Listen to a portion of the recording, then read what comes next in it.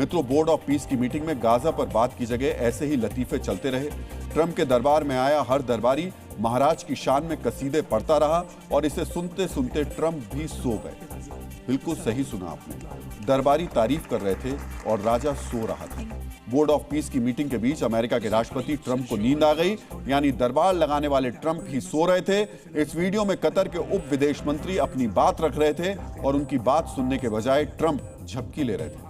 मित्रों, सोचिए क्या दृश्य है। दरबार सजा है, शांति के श्लोक पढ़े जा रहे हैं, कतर के प्रतिनिधि मंच पर हैं और उनके शब्दों में प्रतिबद्धता नजर आ रही है। लेकिन दरबार के महाराज कुछ पल के लिए ध्यान मुद्रा में चले गए।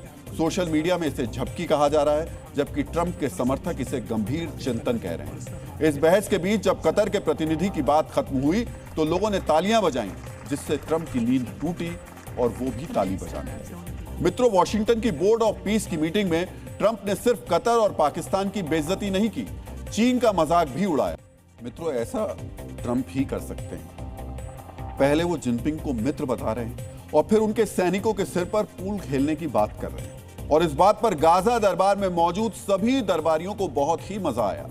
ट्रंप एक अंतर्राष्ट्रीय सम्मेलन में एक कद वाले चीन के सैनिकों का मजाक उड़ाते दिखे, लेकिन शायद अपने जन्मदिन पर $45 मिलियन के खर्च से करवाई गई सैनिकों की परेड भूल गए, जिसे ना तो लोग देखने पहुंचे और ना अमेरिकी सैनिकों की परेड का दुनिया भर में उसके अलावा मजाक भी उड़ा, क्योंकि इससे बेहतर परेड स्कूल के बच्चे करते हैं। मित्रों, ट्रंप ने यह बोर्ड ऑफ पीस दुनिया में शांति के लिए बनाया है, लेकिन जब महाराज का दरबार सजा हो, दरबार में जी हुजूरी करने वाले दरबारियों की संख्या ज्यादा हो, तो शांति के मंच का इस्तेमाल युद्ध की धमकी के लिए भी किया जाता है। गाजा में शांति और पुनर्निर्माण की बात करने के बजाय ट्रंप ने इस मंच से ईरान को धमकाना भी शुरू कर दिया। तो बोर्ड ऑफ पीस की मीटिंग में ट्रंप ने चीन का अपमान किया, ईरान को धमकी दी, लेकिन चाटुकार नेता ट्रंप की तारीफ में कसीदे पढ़ते रहे।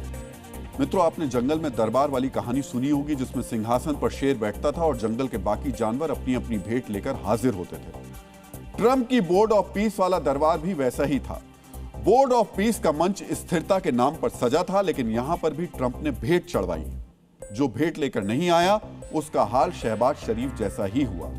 मित्रों, बोर्ड ऑफ पीस की मीटिंग से ट्रंप ने बहुत ज्यादा रकम इकट्ठी करने की योजना बनाई थी, लेकिन चीन, रूस और यूरोपीय देशों ने ट्रंप के बोर्ड ऑफ पीस से दूरी बनाकर रखी और भारत भी इसका सदस्य नहीं बना। इस मीटिंग में भारत ने ऑब्जर्वर देश के तौर पर हिस्सा लिया। जिस मीटिंग में पाकिस्तान के प्रधानमंत्री शहबाज शरीफ खुद पहुंचे थे, वहां पर भारत ने अमेरिका में भारत की उप राजदूत नामाग्या सी खंपा को भेज दिया। आज आपको जानना चाहिए आखिरकार इस मीटिंग से गाजा के पुनर्निर्माण के लिए ट्रंप ने कितना चंदा इकट्ठा किया है।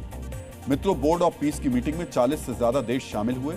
इसमें सऊदी अरब, कतर, यूएई और कुवैत समेत 27 बोर्ड के सदस्य हैं, जबकि बाकी देश ऑब्जर्वर के तौर पर बैठक में शामिल हुए। ये देश चर्चा सुन सकते हैं, दस्तावेज देख सकते हैं, लेकिन वोटिंग और फैसलों में शामिल नहीं होते। इस मीटिंग में शामिल 9 सदस्य देशों ने मिलकर गाजा के पुनर्निर्माण के लिए करीब $7 अरब देने का वादा किया। इसमें कतर, सऊदी अरब और कुवैत ने $1 अरब देने का ऐलान किया। यूएई ने $1 अरब 20 करोड़ देने का वादा किया, जबकि कजाकिस्तान, अजरबैजान, मोरक्को, बहरीन और उज्बेकिस्तान मिलकर लगभग $3 अरब देंगे। यानी 27 सदस्य देशों में सिर्फ 9 देशों ने मदद का ऐलान किया और अभी सिर्फ $7 अरब देने की घोषणा की गई है। इसका मतलब मदद भविष्य में की जाएगी, अभी सिर्फ वादा किया गया है। वैसे ये रकम अगर बोर्ड ऑफ पीस को मिल भी जाती है, तो भी इससे पूरी तरह तबाह हो चुके गाजा के पुनर्निर्माण के बारे में सोचा तक नहीं जा सकता। इसके बाद शर्मिंदगी से बचने के लिए ट्रंप ने अमेरिका की तरफ से बोर्ड ऑफ पीस को $10 अरब की मदद देने का ऐलान किया, लेकिन इस रकम से भी गाजा का पुनर्निर्माण नहीं हो सकता। इसके अलावा बोर्ड ऑफ पीस की आलोचना इसलिए भी की जा रही है क्योंकि फिलिस्तीन के लिए आवाज उठाने वाले ब्रिटेन, फ्रांस, जर्मनी जैसे पश्चिमी देश बोर्ड में शामिल नहीं हुए। इस बोर्ड में फिलिस्तीनी प्रतिनिधियों को शामिल नहीं किया गया, इसीलिए कई देश और विश्लेषक इसे अधूरा और पक्षपातपूर्ण बता रहे हैं। वॉशिंगटन में हुई इस मीटिंग में भी घोषणाएं, भाषणबाजी और फोटो ही खिंचवाई गई, लेकिन गाजा के पुनर्निर्माण का वास्तविक रोड मैप नहीं बना। यानी घोषणाएं कब और कैसे लागू की जाएंगी, ये स्पष्ट नहीं किया गया और सभी देशों के प्रतिनिधि गाजा दरबार में हिस्सा लेकर अपने अपने देश वापस लौट गए।